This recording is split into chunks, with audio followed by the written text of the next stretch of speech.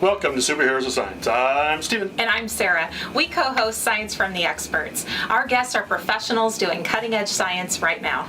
They're experts in their field discussing what they know best. So listen up and learn real science from real people. Subscribe now and stay informed of our latest episodes and show your support. Joining us today on Superheroes of Science, we are in the studio with Creasy Clauser. Creasy is a research manager with Cook Medical. So thank you for being here. Thanks for having me. This is fun. Yeah. But the research manager, that's kind of like a generic title, though, right? Yeah, that's my, I guess, my work Because title, my actually, responsibility. you are a biomedical engineer. Yes, biomedical engineering by background. We do biomedical engineering as a company. And then, yes, my role specifically within biomedical engineering at the company is a research manager. So I manage a team of people that do biomedical research. Oh. So are they all like engineers, or are they different things? Primarily engineers, but we also have scientists on the team as well. So backgrounds in adjacent fields, like biology, chemistry, those as well. Okay. So what's a biomedical engineer do? Yeah, so you think about engineering as the mathematics, the mechanical, the problem solver, right? And it's taking all of that and merging it with medical sciences, biology, physiology, anatomy, and so using engineering principles, scientific principles to create devices or other inventions that help people from the healthcare perspective. So. Okay. Think about you go to a doctor's office or a hospital and they have all of these machines and all of these tools that they're using every day. Those were all designed by people doing biomedical engineering. Yeah. Okay. And what type of tools when you say? Because I think of a doctor, and I think if they're doing a procedure, they have like these days some kind of camera, that scalpel, and gauze. Yeah, so biomedical engineering would encompass all of those things, right? From the machine that is displaying physiological parameters like heart rate and the sensors used to do those measuring, from the surgical tools, the scalpels that they're using on you, but also you think about minimally invasive devices, technologies to help physicians do procedures without having to do major surgeries, like catheters, like stents, and those are the devices that Cook Medical specializes in, so the minimally invasive devices. Yeah. Oh, okay. Now, all right, so to relate to that, I think, I know, well, my wife had like a gallbladder, and it's like microscopic surgery, did I say it right? Yeah, so that's one example of minimally invasive. Certainly, you can go in with a big incision and remove the gallbladder or do some sort of corrective surgery.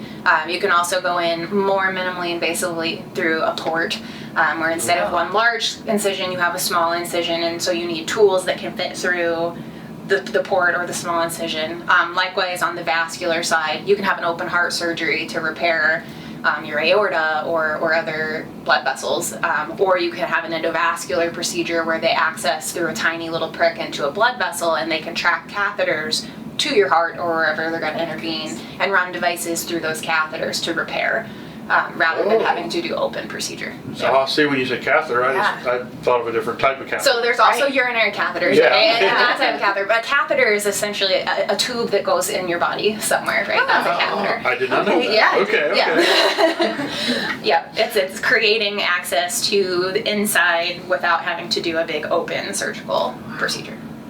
So your title is research. Yes. And how does the research side play into then these final products that are how do they get there? How do they get into the hands of surgeons or other doctors? And so you think about the phase of how products are developed for any industry. You have an early research phase where you're defining your problem, you're creating your needs statements, you're looking into what the scientific drivers are behind what you're trying to achieve, and doing concept ideation, doing prototyping, doing early testing, and all of that is kind of the research phase that has to occur to have a proof of concept of whatever you're trying to develop prior to going into development, which is a more formal process that has a lot of regulations, a lot of documentation required, and that development is the next step towards getting a device to where it could go then to a first in man or a clinical trial, which is then the next step is regulatory approval and then actually used in the field. So there's all these steps that you go through to get a device from, hey, we have this problem we're trying to solve, to here's a thing that you can use to solve that problem. So the research is the very beginning part where we're really digging into, what is the clinical disease, what are the current treatment options, why are those not working, how can we make patient care better for this particular problem that we're trying to address. How do you come up with the problem? Yeah, that was exactly what I was. Yeah, so you can do some early assessment. We do a lot of reading literature. So, what are the experts in the field saying? What are academic researchers at universities looking into? What are the failure modes of current devices? You can look at databases for, like, in the U.S., there's a database called the MOD database where any device-based failure, physicians report that, and it's public. So you can go and look and see, for this procedure or this type of device, these are all the ways that it has failed recently. Oh my goodness. Yeah, and so that's one way to look at it. Literature is one way to look at it. We also do a lot of in-person conversations or shadowing with physicians in their operating rooms to see, how are they using their current tools? Where do they not have tools? To really get to the point of like defining a clinical problem and figuring out what are the design requirements to solve that problem. Yeah. But okay, that's interesting. I'm like, you guys do a lot of research then. Yes, research is a very it can be a very long part of a project, right? So take a catheter, for example. The process to get to that catheter's use in a physician's hands could be years long. That concept may have started 5 years prior in a research phase, and then it takes all that time to get it to the point where it's ready to go on the market. It has all of the safety testing done, all of the regulatory approvals, but that research phase is really important because if you don't figure out what the physician or the end user needs at the beginning, and what your basic scientific or engineering principles are that you need to operate under, you might end up with a device at the end that physicians look at and are like, well, that's not helpful to me. Like, that doesn't solve my problem, or that creates all of these other problems that we didn't think about. So the research phase is really defining the problem in a way that we are de-risking the project. We're confident that if we can achieve the prototype will address the problem. Okay. Yeah. What? I have 2 questions. Okay. Did I cut you off? No, go ahead. Oh, darn. I haven't yet. Usually in the first 5 minutes I have at least one. Yeah. But all right, my first question is, how are you doing your early design research? Because you can't be like, hey, we want to do this heart catheter thing. Yeah, mind if we take a vein? Well, you would be surprised. No. First step is always, what can you do on a benchtop setting? Can you create a model that mimics the anatomy that you're going to be tracking in? So, for example, at blood vessels, we can take like MRI scans of patients and then 3D print mimicked anatomy to look at and track things through. You can do it in soft materials like silicone so that they behave more similarly in the way that the vein would rather than a harder plastic. And that's a good model usually for a first pass is to do a benchtop. There's also animal experimentation, so you can do testing in animals with similar sized anatomy. For example, for humans in the vasculature, pigs are a really good model because everything is similarly sized to humans. There's also diseased models specifically where you might have an animal that genetically is more predisposition to have a disease, so you can do studies in that specific disease as well, and that's all good like preclinical testing so that you can work out a lot of kinks before you go into human. There are also some tests you can do with explanted human tissue. So think, for example, if you have an artery that is totally blocked off and they have no way to open it, They might remove that artery and insert like a graft or a tube as a replacement.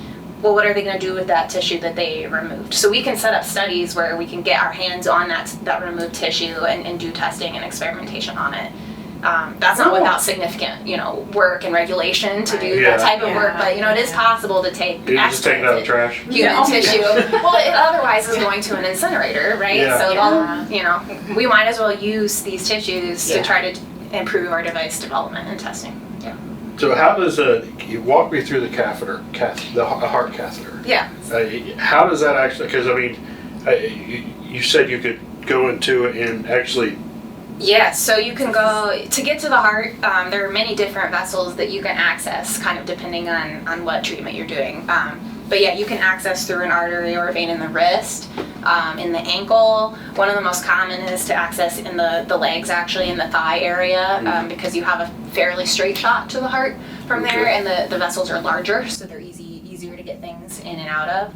And so you go through, it's called the Seldinger technique. So you would insert a needle and then into the vein or artery, and then through that needle, I should have brought show and tell. Through that needle, you would put a small wire, and that wire then inserts into the vein or the artery. Then you can remove your needle. And then over that wire, you can go in with a catheter or other access. Sometimes you do a larger sheet that's really short first, and then a long catheter through that. And then track that all the way through the vasculature. So like from here, all the way up and around to the heart. And then you have access to the heart or the aorta or wherever else you're trying to do a treatment too. Okay. And that navigation all occurs under X-ray or a fluoroscopy is what it's often called, right? So they do that access, and then you can't see anything anymore, right? Because it's through it's a minuscule little hole that they go through. We're talking, millimeters big. Yeah. And so then, through X-ray, they can track where that device is going in the body and get it to the point where they can then remove diseased tissue or deploy a device to cage it off. Or sometimes you'll go in with a balloon, like an actual balloon, and push things open to reopen blood flow if there's no blood flow. That was my question. So you get access to that. So let's say you go in through the leg and you go all the way up, you get to the heart. But I can't imagine what sorts of things you could do with such a small opening. So you can do a lot of things, if you have a artery that's stenosed, so not open enough, not enough blood flow, you can open that up. If the stenosis is calcified, you can remove that calcium. Think about plumbing, and you go in with like a rotoblader type thing that goes in and bounces around and like decalcifies or takes away blockages in plumbing. It's the exact same concept. Actually, physicians that do these procedures sometimes call themselves plumbers of the body, because that's what that is essentially what they're doing. But it's such a small tube. It's small, and that's our challenge as engineers, right? Is to make tools that can fit into these small little channels and perform all of these procedures. Stents are actually really interesting because a stent is like a metal cage, essentially, that you can open up a vein or an artery with if it's closed. I always imagined stent was just like a piece of wood that crammed in there to hold it up. That's exactly what I thought. It is. So it's a metal cage. So you have like a metal tube, and from that tube you remove material. There's a variety of ways to do that until you have like a mesh type design or different pores, and that's this little tiny little tube, right? And that's deployed through these catheters and then expanded open when it gets into the vein. Or the artery target area where you want that to be. So it starts off tiny to fit through the catheter, but then can get larger once it's in the place that it needs to be in the body. So you can size it such that, this patient has an artery that was, 8 millimeters in diameter. It was then 0 or 2 or whatever because it's closed off, and then you put that stent in and it's back to 8. Oh, wow. So talking about these devices, would Cook Medical, or would a place that works on biomedical devices also have to design, like what machinery do they need, or is that something that do you outsource this, or is it something that you design these machines so that they'll... Yeah, so that's another kind of category, right, of devices. Sometimes we might do the research or partner with a company that specializes in that type of Okay. imaging tool or machinery that's needed. Sometimes we might develop it internally. Sometimes we make our devices compatible with things that are already in the operating room. So we know that they have, this ultrasound machine from a company that makes ultrasound machines. Well, we're going to make our devices compatible with that ultrasound machine so that they don't have to buy a separate piece of equipment just to use products that we make. Yeah. So it's complicated. That's more design requirements, right? Is this device must solve this problem and be compatible with XYZ other tools. Yeah. You're like wizards. I I mean, I can't imagine This a is like a tube lot of small enough to logistics. fit into my vein to be able to go in and actually deploy things. I mean, it's Yeah. this is the scale is just kind of hard to understand. It is, yeah. I should have brought some show and tell. Maybe I can send you guys some pictures to insert in to your videos. But yeah, I think that's what makes it fun. Is you have to have an understanding of the anatomy and physiology of the body to be compatible with it. Like if you didn't know what an artery looked like or how it behaves or what size it was, you wouldn't be able to make these tools that work with it. So what's a feasible number of projects that you could work on at any given time? So in research, it's typical to have 2 or 3 primary projects for a person. Okay. And that's usually enough to keep you plenty busy. That's going to vary pretty widely. You might work for a startup company that only is doing one thing, and so you're all in on that problem, and you might, just do that one project all the time. Or working at a larger company like I do, we have a lot of projects going on at any given time that we're trying to focus on. So you would have more going on concurrently, and trying to manage your time and switch tasks between those projects. So the legality of it. Regulation, yes. Because you mentioned, that was one of the steps you talked about. I think it might be like 2 levels of that you mentioned. Yes. There are a lot of standards that exist, and then regulatory bodies that enforce those standards and other rules, right? So in the United States for medical devices, it's the FDA, right? They have to approve everything that's going to be used on people.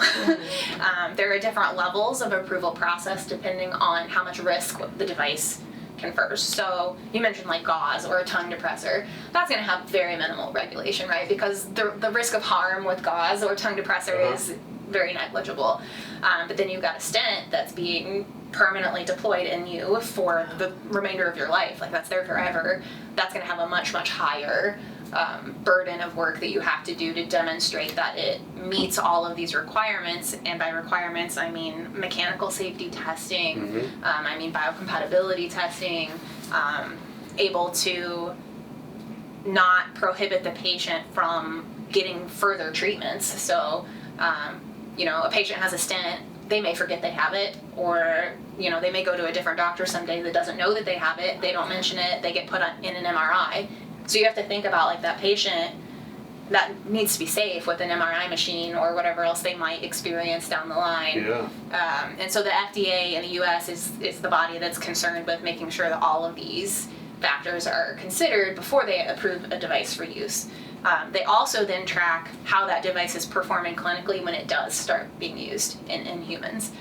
So if we see a large percentage of failures or adverse effects to the patient, we as a company are responsible for tracking that, and then the FDA is responsible for regulating that. We're tracking it and addressing any concerns that come up. So we may have to stop making a device or make changes to the device if there's too many of a similar type of failure occurring.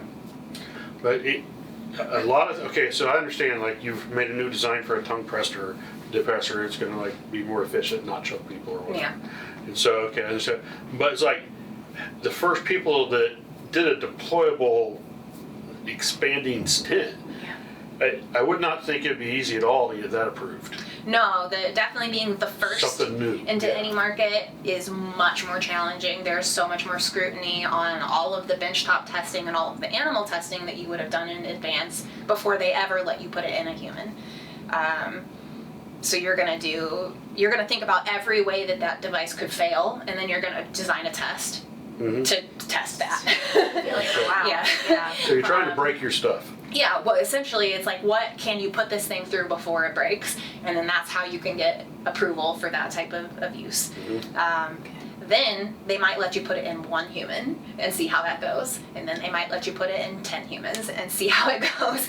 And then, you design your clinical trials to cascade in size and get more users involved as you prove that safety, not only like during the use in the procedure, but also over time. That is the patient still having their problem addressed at 1 month and it has no issues, 2 months, 6 months, a year, 5 years. And so, depending on the severity of the disease and how complex your device is, that's all incorporated into the regulatory process. Yeah. All right, so this might be one step removed from you, I'm not sure. But you mentioned clinical test. I hear clinical text. You hear that all the time. I mean, especially like, I was looking up supplements the other day. Yeah, I'm like, sign up I wonder for how this these clinical supplements. trial. And then Yeah, right. I see all these. It says though these clinical trials that went through this happened. How do these clinical trials? What are they really, and how the heck do they work? Yeah, so clinical trials, it's separate from what I do, but I can talk to it. Okay. Biomedical engineers actually often do work in clinical functions as well. So it's not engineering, but it's adjacent to engineering. And the clinical trials, it essentially it's taking something that has already gone through the previous safety testing with benchtop and animal and whatever else, but it's saying like, we have this new treatment, we're confident that it's going to work based off the testing that exists, but now we need to try it in a human. And so sometimes that'll be, we're looking for the ideal patient. Yeah. And if we find that patient, we're going to do them first and then scale the complexity. So you see a clinical trial for XYZ. That's just data that's supporting the safety and sometimes safety and efficacy. So safety is like, it's not going to hurt you. Right. Efficacy is, it's not going to hurt you and it works to solve the problem. Right? Those are two separate things. And so you can have clinical trials for safety and then you can have clinical trials for safety and efficacy. And so anytime you're looking at any new product and it says clinical trial, that doesn't necessarily mean no risk, right? That means less risk depending on what the trial was designed to show. Okay. My guess is you're ready for something like that that's going to help people. You probably have patients that are really like, I want to try it. Like I need. Yeah, it'll be patients that like have no other options, and they're like, I will try anything at this point. Yeah. So after you do your ideal patient, a lot of times then you get like, this, I've tried these things and it haven't worked, or I'm not a good candidate for this treatment because of all these other factors that I have. This might be my one option.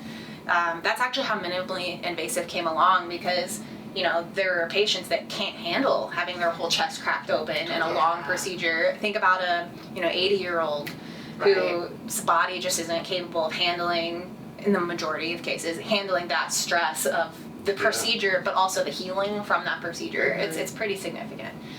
So, what can we do for these patients that solves the problem like an open procedure, but is not the open procedure? And then that's how minimally invasive technology came along for all sorts of different clinical cases. I'm just imagining you behind a doctor when they're doing the surgery thinking, I can do that better. 100%. That's what we do, right? Like, I go and I watch them and I'm like, so if you had a tool that did this instead, would that be helpful for you? Or, what don't you like about that you're using? Or, what patients can't you use this for? Yeah. Also, you have to design around human factors. So not only is it the device going to address the problem, but like, is it easy to use for the user? And in what ways can they mess it up?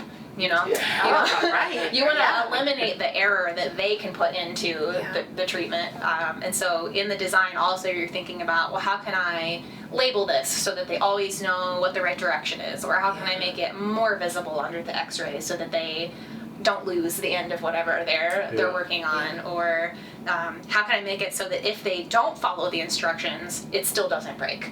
Right, so you can't design everything out of any system, right? It's not feasible. You could spend 20 years and not design all of the potential problems out, but what can you design out? Yeah. And that's definitely considered in the research and development phases for biomedical engineering. Yeah. That's pretty cool. That's something we take for granted. Oh, We as in Absolutely. me in speaking, I'm sure there's a lot of people somewhat like me, but I think we just take those things for granted. Yeah, I certainly didn't know about it until I started looking at engineering programs and like what different types of engineering exist, and then I was like, oh, I suppose there is a need for that type of Yeah. problem solver. well, you mentioned, just even gauze. Someone had to develop Yeah, that. someone. and Everything you use was developed by someone, Mhm. right? And the more we advance in technology, especially today, we're in a huge technology boom. I mean, that's not surprising to anyone. That only it opens more doors, but it adds more complexity to everything that you do. And so there has to be people in the background figuring all this out. Yeah. Well, that's cool. I mean, because I'm thinking, just looking like when you mentioned gauze, Yeah. like a Band-Aid. Huh. Right. Will we use Band-Aids in 10 years from now? Or will you have something else that, you just put this on and it's taken care of? Yeah, exactly. So those would be fun challenges to be able to think of how to help society, how to help people. Yeah, and I would say like that's the number one thing if you're thinking about getting into a field like this. You have to like solving problems that are hard to solve, right? Because that's what it is. That's what this is. You have to be willing to accept challenges that may not have solutions, but you still try. And for me, I love that. I love going into my job every day and asking the questions that don't have answers, and then trying to figure out answers or design studies to figure out the answers or to solve these problems. That's exciting for me, and I think that's a commonality among a lot of engineering fields and scientists, is just like willing to dive into something that you can't just Google the answer. It doesn't exist. Yeah. But I like that. And I think Yeah, I do too. that part would be fun with my personality. I would love to do that. But what I don't think I could handle is the next step. I've come up with this idea, and there's so many regulations and so many things that slow me down. I'm like, I can help people. I can do this. And so I think that would be hard for me, being able to figure out how to get through that. It can be hard. It can also be hard when you reach a point where, like, man, the idea just didn't work, or technology isn't there right now to solve this problem, so I gotta let it go and move on to something else, and maybe we come back to it later with new technology, or maybe not. And it's hard to let go and to accept sometimes that there is no answer, or there's not a good answer to a problem. How long do you get into it before that happens? I realize it's different every time, but how long have you worked on a project and you had to be like, okay, we found a way that didn't work, we gotta move on? So I've had projects that I've worked on for a year to 2 years before we were able to say, like, yeah, we've explored everything that we've explored and it's just not going to work. I've also, failed as fast as, we tried something for 3 to 6 months and it didn't work. So failing fast is actually something you want to try to do as an engineer. You don't want to spend 10 years on a problem because you didn't try to do critical experiments early on that would have disproven your concept, right? So you want to think, how can I disprove what I'm trying to do, and then do that as early as you can, so that you don't run the risk of spending years of time and all of this money developing something that's not gonna ultimately end up anywhere. We like to describe kind of the process of product development as a funnel. So at the opening of the funnel, you've got all of these ideas, and you're throwing them in, and over time they shake out, until at the end, 1 or 2 solutions pop out, and you've solved 1 or 2 things. You started with a bunch, so you failed 98 times, but you won 2 times, and those 2 times are worth all of that work. Thank you for listening to this episode of Science from the Experts from Purdue University Superheroes of Science. If you like this episode, subscribe, give us a positive review, and share the love. Boiler up! Hammer down.